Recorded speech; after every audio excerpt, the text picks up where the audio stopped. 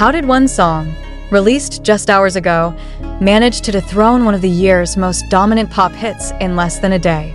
The global music scene woke up in disbelief as BTS's Jin shattered streaming records with his latest single, Don't Say You Love Me, overtaking Tate McRae's viral hit, Sports Car, on Spotify's top global chart. The shock wasn't merely about the numbers. It was about the scale, the speed, and the undeniable force that Jin brought back into a landscape many thought he had momentarily stepped away from. When the news broke, fans around the world flooded social media. Is this real? One army wrote, unable to process the numbers flashing across dashboards. Within just 12 hours of release, Don't Say You Love Me had amassed over 10 million streams, breaking multiple records across Asia and entering Spotify's global top 10 faster than any solo Korean artist in 2025. The song's meteoric rise wasn't random. It was calculated, emotional, and deeply reflective of the connection Jin continues to hold with millions. But how did it all happen so suddenly? And what does it mean for the global charts, for K-pop, and for Jin's long-anticipated comeback era? Analysts point to a rare phenomenon in digital music, a perfect storm of anticipation and timing. After months of silence following his post-military re-entry into the industry, Jin returned not with fanfare, but with precision. Don't Say You Love Me dropped unannounced, a move that defied conventional promotional cycles. There were no teasers, no countdowns, just a midnight upload that quietly ignited a global fire. Within minutes, streaming servers registered an unusual surge, armies logging in from 98 countries at once, pushing the song's play count higher than predicted even by Spotify's own internal metrics. It was as if the world had been waiting, collectively holding its breath, and finally exhaled at the sound of Jin's voice. But it wasn't only fandom power. Critics and journalists began dissecting the song itself, a haunting ballad built around piano and strings, laced with melancholic restraint.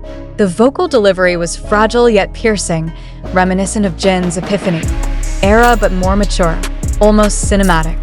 In one verse, he murmurs, asterisk, if love was a promise, then why did it fade when I kept mine? Asterisk, that line alone has been quoted more than 300,000 times across social platforms, signaling that this release isn't merely a charting phenomenon, it's a cultural one, and yet the question remains, how did Jin's understated emotional storytelling overpower the glossy, radio-friendly dominance of Tate McRae's Sports Car? The answer might lie in authenticity. In an industry oversaturated with algorithm-driven pop, Jin's song feels personal, grounded, and human. His return to music is not just a commercial comeback, it's a reclamation of artistic sincerity. Every lyric drips with unspoken grief. Every note carries the weight of absence and memory. Even those unfamiliar with K-pop have found themselves drawn to the rawness of his delivery. What followed was unprecedented. In just 24 hours, Spotify's algorithm flagged the song as high velocity, a rare internal classification reserved for tracks that experience exponential growth beyond predictive modeling. Don't Say You Love Me was streamed simultaneously by listeners in Los Angeles, Seoul, Berlin, and Sao Paulo, every time zone lighting up in purple on Spotify's live analytics. Tate McRae's Sports Car, which had dominated for weeks, suddenly slipped to second place, marking the first time in 3 months that a K-pop artist claimed the #1 position on the global daily chart. What's striking is that Jin achieved this without a single television performance, without a major label push, and without paid playlisting. The engine behind the success was purely organic. Armies sharing links, replaying the track, clipping emotional reaction videos, and driving discussions across Reddit, TikTok, and X. Yet beneath all the fan enthusiasm, industry insiders have quietly started calling it the Jin effect, a phrase describing the unique combination of emotional narrative, timing, and cultural unity that only he seems capable of summoning. As the song's momentum accelerated, Jin himself remained silent. No live broadcast. No interviews. Just a simple message posted to Weverse hours after release. Asterisk, this song took a piece of my heart. I hope it finds its way to yours. Asterisk, that single line fueled an even deeper emotional response from fans, many interpreting it as a continuation of his unspoken bond with ARMY during his time away.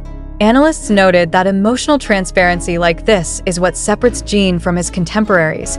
It's what makes his art linger longer than trends. The industry reaction has been immediate and loud. Music journalists from Billboard, Rolling Stone, and NME have already called Don't Say You Love Me a landmark moment for K-pop's emotional evolution.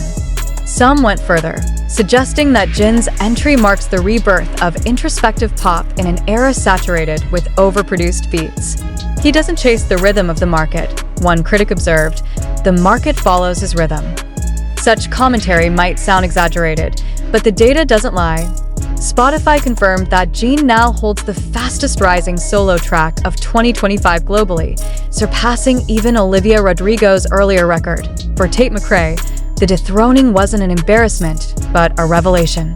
Her team posted a congratulatory message within hours of the chart update. Asterisk, congrats Jin, this is what true artistry looks like. Asterisk fans praise the gesture as an example of mutual respect between artists who thrive in entirely different sonic worlds. But beneath the public politeness, the question remains, how long can Jin maintain this lead?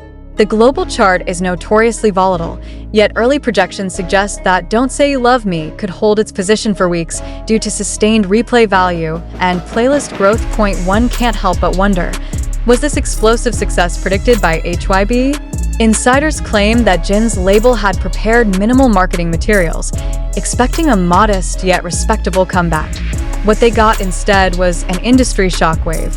Sources close to the production reveal that the song's instrumentation was deliberately stripped down to emphasize Jin's voice, a bold move in a market obsessed with heavy production layers. That decision, risky at first glance, may have been the very key to its viral resonance. The visual component also played a role. The music video, simple, intimate, shot in monochrome, broke away from K-pop's usual high-budget formulas. It opens with Jin sitting alone in a dimly lit studio, eyes closed, the camera lingering on silence before the first note hits. That minimalism translated into emotional gravity. Viewers described it as too real to watch without crying, and reactions flooded platforms worldwide. In less than 6 hours, the video surpassed 20 million views, a figure comparable only to BTS's peak releases. But beyond the numbers lies the deeper story. Jin's return to the center of the world's musical stage after years of uncertainty.